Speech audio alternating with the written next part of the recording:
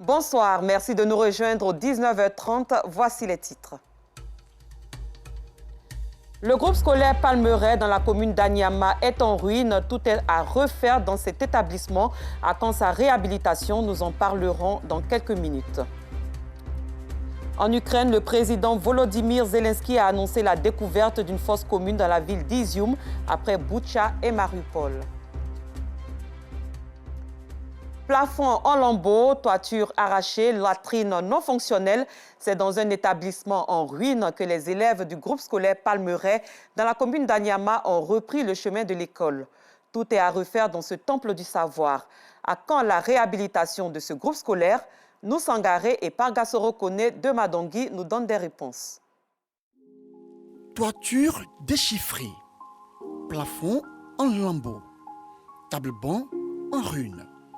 C'est dans ce triste décor que les élèves du groupe scolaire Palmeraie, dans la commune d'Anyama, ont repris le chemin de l'école depuis le lundi 12 septembre dernier.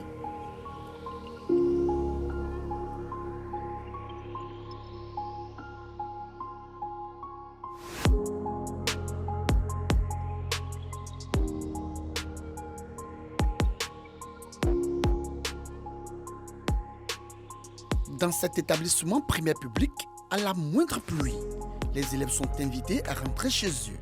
C'est le cas de cette journée du vendredi 16 septembre où la pluie qui s'est abattue sur la ville d'Abidjan a empêché les élèves de suivre les cours. Quand il pleut, on est dû de rentrer à la maison. Quand il n'y a pas cours, tous les toits là sont passés. Quand il pleut, nos cahiers sont mouillés. Il y a mon bar même, c'est mouillé. La situation inquiète Mamadou Koulibaly, vice-président du COGES. C'est une classe d'examen. Mais regardez, quand il pleut, les enfants sont obligés d'aller à la maison. Ça, c'est une classe CM2. Murs fissurés et peints de moisissure. Le décor est implacable.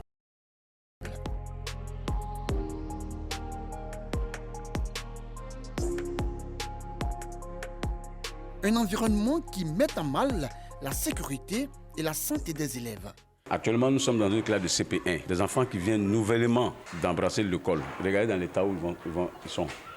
À tout moment, une planche peut tomber sur un enfant. Et puis c'est tout petit, regardez vous-même. C'est dangereux, c'est pas bon. Quand une planche va tomber sur un enfant, on aura la mort d'un enfant sur notre conscience. Je touche du bois pour ne pas que ça s'efface, mais vraiment, voilà ça. À côté de ça, il y a les jeux de ruissellement, c'est des moustiques. Les enfants sont exposés à toutes les maladies. Au groupe scolaire Palmeraie d'Anyama, les marches pour accéder aux salles de classe sont quasi inexistantes. Puis, dans les salles, aucune chaise pour les enseignants. Ça, c'est un bureau maître. Mais regardez dans l'état dans lequel le bureau maître est. Il n'y a pas de chaise. Quand le maître arrive, il tire un tape-banc, il met à côté de lui et puis il travaille avec. Parce qu'il n'a pas de chaise. Donc il s'assoit sur les tape-bancs là et puis il travaille avec les élèves. En plus des salles de classe, le bureau du directeur laisse à désirer. La pluie, tout. Oh, ici, là, il y a le dossier des élèves, il y a tout ici. Chaque fois qu'il y a un directeur qui arrive, après un an, dans les conditions dans lesquelles il travaille, là, il demande une affectation. Ce vendredi-là, il a plu, il est dehors. Ouais, voici les seaux. Les seaux là sont là pour recueillir l'eau, pour ne pas que toute cette eau qui sorte là parte de l'autre côté. Donc c'est dangereux. Dans ce groupe scolaire, pas d'eau ni électricité. Ajoutez à ce lot de cueil des toilettes non fonctionnelles.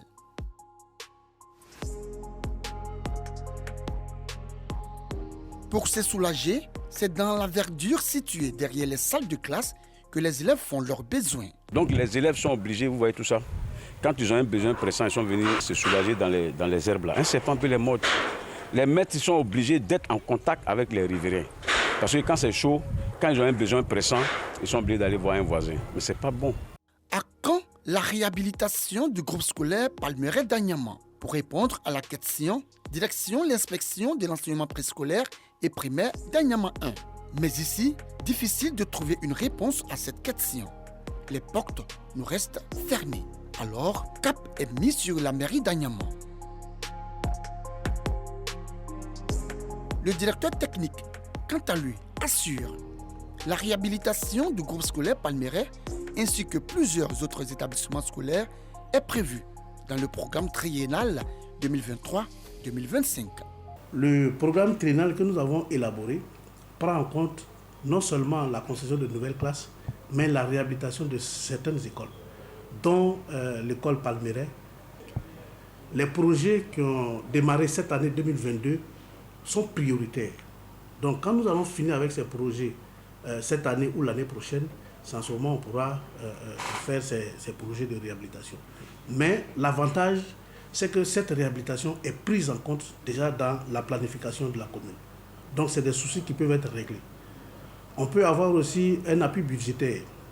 Si l'appui budgétaire nous permet d'anticiper sur la réalisation de ces projets, ça sera chose faite. En attendant la mise en œuvre de ce programme triennal, les élèves du groupe scolaire Palmeret d'Anyama devront encore poursuivre les cours dans ces locaux où tout est à refaire. Parlons bien-être. La mutuelle santé Aounjo a procédé hier au lancement officiel d'une campagne médicale de proximité au complexe sportif de la Riviera Palmeret. Objectif, consulter gratuitement, prescrire des ordonnances en cas de nécessité et informer des avantages liés à une mutuelle de santé. Cette campagne médicale de proximité va se dérouler sur 1 an sur toute l'étendue du territoire national, comme nous l'expliquent Yacouba Koulibaly et Clément Bokou. Marché de la Riviera Palmeret, commune de Cocody. Zadi Durand, représentant le responsable de la mutuelle santé à Ronjo, fait un briefing avec son équipe avant la séance de sensibilisation des commerçants et clients. Objectif, consulter gratuitement, prescrire une ordonnance en cas de nécessité et communiquer sur les avantages liés à souscrire à une mutuelle de santé. Aujourd'hui, quand ils ont reçu l'information de se greffer à une mutuelle santé, ils ont vu qu'ils ont ce coup de pouce aujourd'hui qu'ils avaient toujours attendu avoir. Avoir une mutuelle santé qui va permettre de pouvoir réduire ses charges, pour avoir réduit au moins le coût des prestations dans les centres de santé, cliniques et tout ça. Donc ils ont reçu cette aide-là aujourd'hui. Franchement, ils étaient contents. Après des échanges avec un agent de sensibilisation, Augustine Dibi, commerçante, opte pour la consultation. Je veux que ce qu'ils ont dit là, que ça soit honnête. Quand on va partir, lui il a dit il peut réduire, si tu as un médicament de 10 000, on peut réduire ça à 3 000, on peut réduire ça à 5 000. Bon.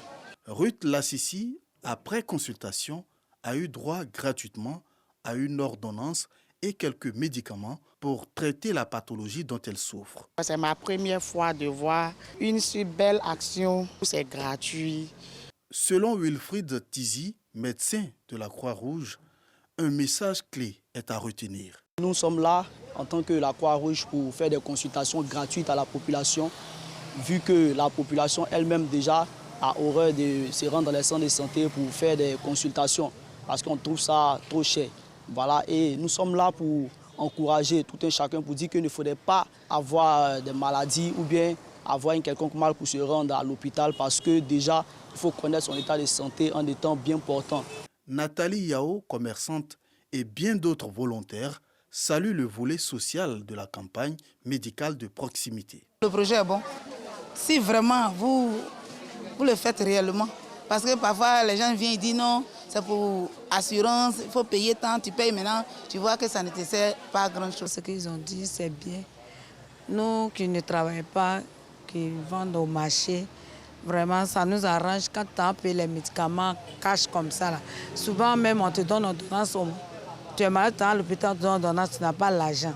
Tu es obligé de rester pour chercher jusqu'à ce que tu gagnes tout l'argent là pour aller payer. Moi et le médecin se sont entretenus sur l'assurance. Donc, je passe aussi ce message aussi à la population pour que tout le monde puisse se faire consulter. La campagne médicale de proximité initiée par la mutuelle santé à Ronjo a été lancée officiellement le jeudi 15 septembre 2022 à Cocody. Une campagne qui va durer 1 an et va s'étendre sur toute l'étendue du territoire national. Pour rester en bonne santé, il faut vivre dans un cadre sain. Et ce n'est pas le cas d'une partie du quartier Koweït dans la commune de Yopougon où les eaux usées ruissellent. Une situation inconfortable pour les habitants. Ils expriment leur mécontentement aux propriétaires de maisons qui visiblement les ignorent. Le reportage est signé Théodore Zouzou et commenté par Clément Bokou. Yopougon, quartier Koweït. Impossible de marcher sans sauter ou côtoyer les eaux usées. Partout dans les rues coule ce liquide nauséabond sortant des regards, contraignant certains habitants à s'enfermer dans leurs maisons. Et cela aux grandes dames des propriétaires.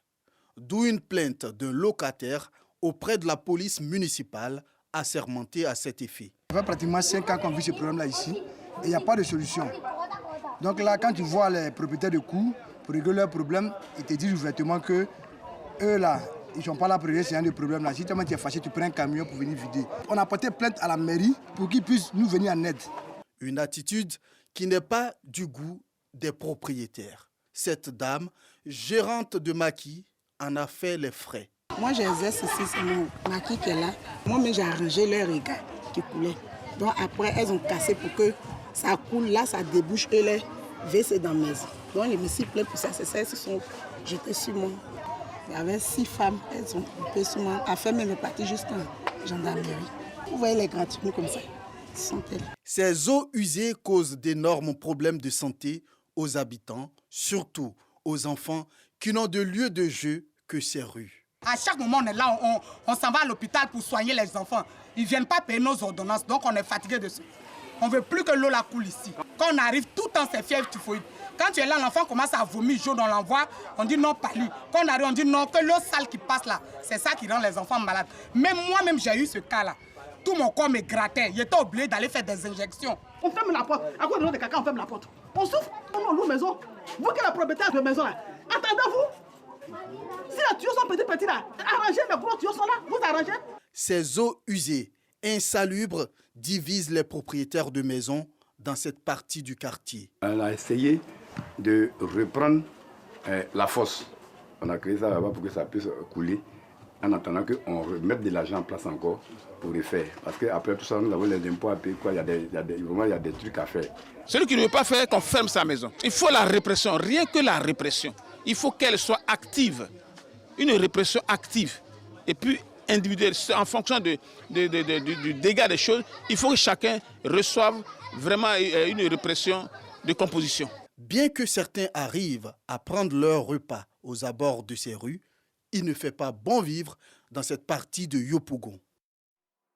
Autre chose à présent, la ville de Didierville, dans le département de Tiébissou, a accueilli récemment la session du conseil régional du Bélier. Dans cette commune, les femmes produisent de la semoule de manioc, une plante beaucoup cultivée dans cette partie de la région. Ces femmes battantes rencontrent d'énormes difficultés quant à son écoulement. Elles plaident pour un appui du conseil régional et c'est ce que nous font savoir Théodore Zouzou et Clément Beaucoup. Didierville, ville située dans le centre de la Côte d'Ivoire. Ici, Dame Nda Akissi et ses sœurs ont pour activité principale la production de la semoule de manioc, appelée communément attiqué en langue locale. Elles en produisent en quantité suffisante. Nous ne sommes pas partis à l'école, mais on doit se débrouiller dans Attiqué. Il n'y a pas vécu. Pas qu'on peut attiquer là. On peut avoir au moins 200 sacs. Une petite partie de cette production est vendue sur le marché local et le reste écoulé sur Abidjan. Cependant, l'écoulement de cet attiqué n'est pas chose aisée pour ces dames qui luttent quotidiennement pour sortir de la pauvreté. Allez là, Ignam est sorti. Donc quand Ignam sort comme ça là, on n'arrive pas à envoyer à attiquer là. Il y a des jours ça reste. Et quand des fois ça fait 2 jours avant qu'on gagne une voiture. Présentement, nous n'avons pas de tricycle. Nous demandons au conseil régional de nous donner des tricycles, des brouettes et des machines à presser, des machines à broyer. Le transport, c'est un peu compliqué, donc on demande des véhicules pour transporter nos attiqués sur Abidjan. Les doléances de ces groupements de femmes peuvent être entendues car leur ville abrite la 3e réunion du Conseil régional du Bélier. Le Conseil régional du Bélier entend être proche des populations et puis toucher du doigt les réalités du terrain afin de les traduire concrètement au bénéfice des populations.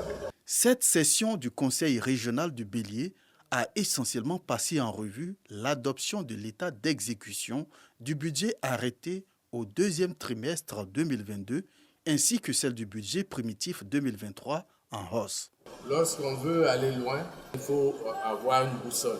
Cette boussole, c'est le STRAC qui va nous permettre de réduire les disparités entre les différents départements. L'objectif final, c'est de faire en sorte que le mieux-être aille partout au niveau de la région. Ce document a été adopté. Ensuite, nous avons abordé un point essentiel qui est le budget primitif de l'année 2023. Ce budget primitif de l'année 2023, qui s'équilibre en recettes et en dépenses à 2,3 milliards, comprend un peu plus de 1,8 milliard pour les investissements. Avec l'adoption de ces points importants pour la bonne marche de la collectivité territoriale, les préoccupations de ces dames, productrices d'Atiéké, de Didiévi, pourraient trouver solution afin de leur permettre de tirer profit de leur dur labeur. On s'intéresse à présent aux droits d'auteur. La direction générale du Bureau ivoirien du droit d'auteur, Burida, a tenu ce mercredi sa traditionnelle conférence de répartition trimestrielle. Elle vise à informer les ayants droit et l'opinion nationale des montants mis en répartition. On en parle avec Anissette Kono. 167 438 630 francs CFA.